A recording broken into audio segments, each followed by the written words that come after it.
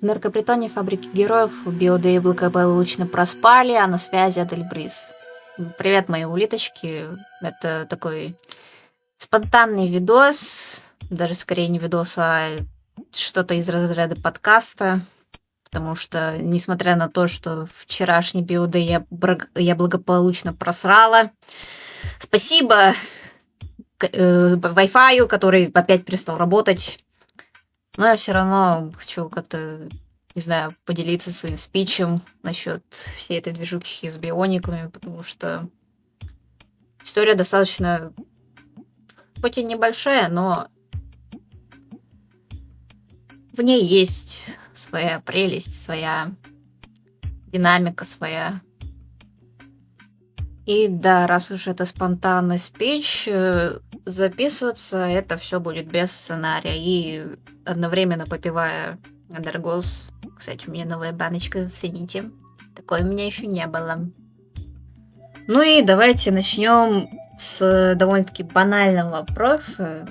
Тентакль кафе, заткнись нахуй, пожалуйста, на время этого видоса. Как я познакомилась с биониклом? Не знаю, насколько банально или насколько не расфоршена эта история, но все равно я ее перескажу, потому что, учитывая то, какого я года рождения, бионикл я, понятное дело, не застала. Когда-то давно, в году, так скажем, 21-м, 22-м, в общем, где-то так, плюс-минус начало пандемии. Я тогда еще активно участвовала в ролевых играх, в текстовых ролевых играх, и держала свою ролевую в WhatsApp. И вот у меня был Сарол, вот, это был парень. Не знаю, насколько будет этично раскрывать его имя, но назовем его Борисом. Это, если что, не его настоящее имя. Борис был фанатом как и трансформеров, так и биониклов. Но на тот момент я не знала, что такое биониклы, и просто, мы с ним иногда листали Pinterest вместе по звонку. И он мне скидывал различные самоделки, моки. Вот, и на основе них я, помнится, делала некоторых персонажей. Как минимум 2 персонажей я точно сделала когда-то, но сейчас они утеряны. Ну как утеряны? Они просто мне не нужны. Возможно, сделаю из них адоптов, но это не точно. Вот. То есть, когда меня, грубо говоря, с ней познакомили, но я не проявляла к этому особый интерес. Но такое слово, как бионикл, в моей памяти осталось на несколько лет даже, потому что после того, как я забросила фандом трансформеров, после того, как у меня заблокировали мой первый аккаунт в ТикТоке, на котором было 30 с чем-то 3000 с чем-то подписчиков, вот, его заблокировали, не помню за что, но это, так скажем, важный был толчок ко всему этому. И однажды, придя с школы, у меня в голове всплыло это слово. Заветное слово бионикл. Я решаюсь все-таки посмотреть, что это, с чем это едят, ну и как минимум посмотреть, есть ли по этому какие-нибудь мультфильмы, сериалы и так далее и тому подобное. И мне попалась небольшая вики о том, какие вышли фильмы. Вот. Ну и я сразу поняла то, что посмотрю их все в хронологическом порядке, то есть как они были выпущены, так и посмотрю. Собственно, можно сказать все, потому что именно стрелой, если совсем грубо говоря, и не учитывая ту историю с Борисом, то да. Все началось именно с того, что я нашла трилогию Мирамакс и один фильм от Universal, который почему-то не хотят воспринимать серьезно, да ладно. И вот после этого, плюс-минус после этого у меня появляется новый аккаунт в ТикТоке. Я потихоньку начинаю делать контент по биониклам. Потихоньку тоже узнаю какие-то новые детали для себя, какие-то еще детали, канона. И меня находят. Да, меня приглашают в локальный чат в Телеграме по биониклам. И, собственно, с этого мое полноценное влитие, приход в комьюнити начался. С этого все началось. Не знаю, жалеть меня или не жалеть, но...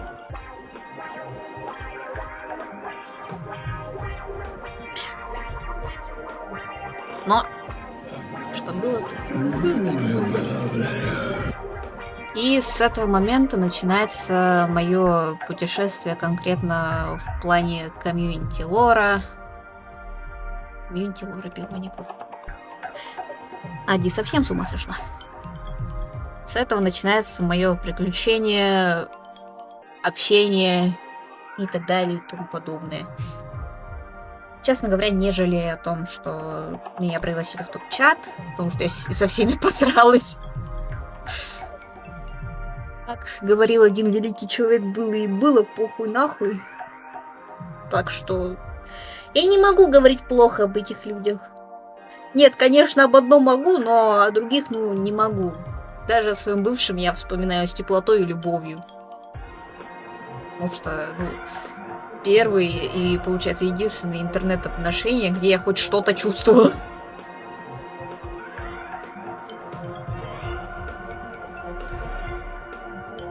Скоро энергос придет, ёбаный ты в рот. Конечно, я была не в одном далеко чате, я побывала в разных чатах. Я до сих пор сижу в некоторых чатах, но пишу очень редко, потому что я не умею взаимодействовать с людьми. Один раз даже поучаствовала в конкурсе, но приз так и не забрала, потому что я боюсь. Я боюсь идти на почту. Помогите, я боюсь идти на почту. У меня, кроме чека, который сфоткал мне пивик, ничего нет. Мне в Почте России ничего не приходило, никакие уведомления. Помогите! Ну и, собственно, вот. По большей части я люблю именно общаться вживую. Почти вживую. Звонки в Дискорде тоже считаю за живое общение. И вот как раз мы тихонечко переходим в мою историю с сервером Сквирт. Сервер, посвященный биорежиссерству, и как я туда вообще попала, никак не связанная с биорежиссерством. Тян, художница, кто я там еще? Точно не онлифанщица. Случилось это задолго до моего масштабного срача с первым Воянуи. Почему первым? Потому что, как минимум, сейчас их существует 2, но в это я углубляться не буду. Пока что. Надеюсь. Вот. Однажды один чувак, я точно не помню какой, но один чувак спросил, что, мол, кто-то шарит за НПЗБ. Я спрашиваю, что такое НПЗБ? Бро мне просто кидает ссылку на канал режиссера, или не на сам канал, или, может, на серию. Но, в общем-то, он мне кидает. Собственно, все.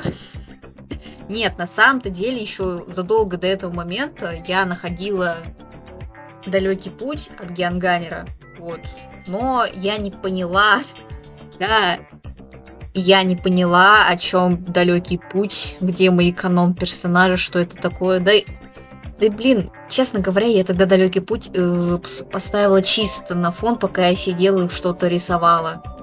Так что не обессудьте, пацаны, не обессудьте. А вот с сериалом режиссера, точнее новым сериалом режиссера, потому что новые приключения звездных биониклов — это перезапуск его старого сериала, который я тоже пыталась смотреть, но потом такая, блять, нет, я это не выдержу, я нет. Но за некоторые отсылки я теперь шарю как минимум за Техновируса, за то, что Техновирус и Лина вместе, за то, что... Потому что в сериале режиссера остались какие-то замашки Осталась, короче, отсылка на обучение Грэша, потому что обучение Грэша теперь это ебучая Lost Media. Биозет, скотина, ты такая, блядь, скинь это обучение Грэша фулом, пожалуйста, я тебе заплачу. Я найду деньги, пожалуйста, скинь мне обучение Грэша. То, что я узнала о режиссере, пока что никак не объясняет то, как я попала к ним на сервер, но сейчас все по полочкам быстренько перескажу. Был у Реджи стрим, а я тогда не знала, что он проводит стримы, но мне удалось попасть на один из стримов. Конкретно это был стрим, который пророчил бан Ютуба, так скажем. На территории РФ, конечно же, не во всем мире, но на территории РФ точно. Замедление обещали. Поэтому стрим, собственно, так и называется, нам надо поговорить. Я залетела где-то на плюс-минус половину стрима и сидела до конца, получается. Ну и, собственно, с тех пор я старалась приходить на каждый стрим. Но мое положение как зрителя очень быстро поменялось, потому что меня пригласили на сервер, котят. Второй стрим, который я посещаю, и меня уже пригласили на сервер. И вот этот самый второй стрим, который я посещаю, стрим к дню рождения Реджа. Я предупреждаю, что, скорее всего, не смогу быть на стриме, потому что в тот день я уезжала в город. Тогда ко мне приезжала моя жена, моя интернет-подруга дорогая, с которой мы уже чуть больше 2 лет общаемся, и мы с ней очень близки, да. Она приезжала в Пермь ко мне, и, следовательно, в тот день мы хотели погулять по городу. И я не думала, что я успею к стриму, но я успела. Почти сразу, как я пришла домой, я захожу на стрим как зритель. Типа говорю, да, всем привет, ура, я смогла прийти на стрим, я только что приехала, бемели, ля-ля-ля-ля-ля. Да, вот такие вот пироги у нас. Собственно, по-моему, Вандер тогда еще не был со мной знаком, и ему, типа, показывали мой профиль ВК. Ну, то есть объясняли, кто я, в принципе, такая, и что я тут забыла, и почему я обращаюсь к себе на она. Я рофл, вдруг я не женщина. Ну, были небольшие рофлы того, что я не женщина, потому что я обращаюсь к себе порой на он. То есть я сделал, я такой-то, и так далее, и тому подобное. Ну, такова уж судьба Демигорса, извините. Увы, я не могу сказать достоверно точно, потому что у меня поставлены ограничения на этот чертов возраст в Ютубе. И я просто не могу пересмотреть те стримы. Я не могу, мне не дает. А если поменять возраст в аккаунте Google, то меня просят подтвердить либо через кредитку, либо через селфи. А я не выгляжу на 18, уж простите, не могу сказать более точно. Просто верьте мне на слово, умоляю вас. Ну и, собственно, вот так вот у меня получилось то, как я попала в эту компанию. И, собственно, вот почему я не продержалась в РБК так долго. Потому что моя изначальная первая компания была Сквирт. А если ты уже сквиртовский, то уж извини, в РБК тебе путь заказан. Ну и слава богу, то, что заказан, потому что... Да, той зимой в декабре РБК сдох нахуй. Что до нынешних дней, ну, в биокомьюнити я чувствую себя комфортно. Что в русском, что в англоязычном. Потому что в англоязычном меня как минимум не доебывают. А в русском, ну, у меня здесь есть свои люди, у меня есть своя фан-база, так скажем. Камон, мой чат это буквально мой фандом. Да, у меня есть слово. У меня появился фандом. Это же то, о чем так мечтала 12-летняя маленькая я. Эх, она бы гордилась мной. Наверное. Если бы увидела то, в кого я превратилась, но вряд ли бы она мной гордилась, я хз. Так что не могу сказать, что сейчас я живу плохо. Нет, конечно, есть один человек, который делает лютейшие мемы, но он упускает потенциал этих мемов, так что, ну, бро, я могу сделать мем лучше. Ну, а тогда мне нравится, и, надеюсь, меня не отпустит Бионикл еще очень долго, потому что я много чего не сделала, мои друзья планируют что-то сделать. Я очень надеюсь, что я доживу до этого момента, когда Грэш выложит фильм, когда Реджи начнет делать новые серии. Потому что я очень хочу дождаться, очень хочу поставить всем лайки. Ну и просто наслаждаться своим прибытием в этом комьюнити. И лицезреть такие недоразумения, как Battle for Power или Future Foundation. Ну, Future Foundation, если я перестану быть сценаристом, наверное. Я и так мало что делаю. Пиздец, блять, я ленивая задница. Похуй, нахуй. Было и было. А что до самого Бионикла, а именно истории, лора, сюжета, мне просто нравится. Я люблю персонажей, я люблю историю. Конечно, есть, ну, то есть одно недоразумение, конечно же, написала историю, перегрузила лор, так скажем. Но все равно это... Я бы сказала, что это лучше, чем ничего, потому что если бы, как и планировалось, для Бионикла прожили бы всего 3 года, это было бы очень жаль. А так, у нас хотя бы есть полноценная концовка. Почти, потому что, опять же, кое-кто пытался продолжать историю после 2009 года. Но вот опять же, Бионикл это круто. Я очень люблю Бионикл. Я дорожу Биониклом.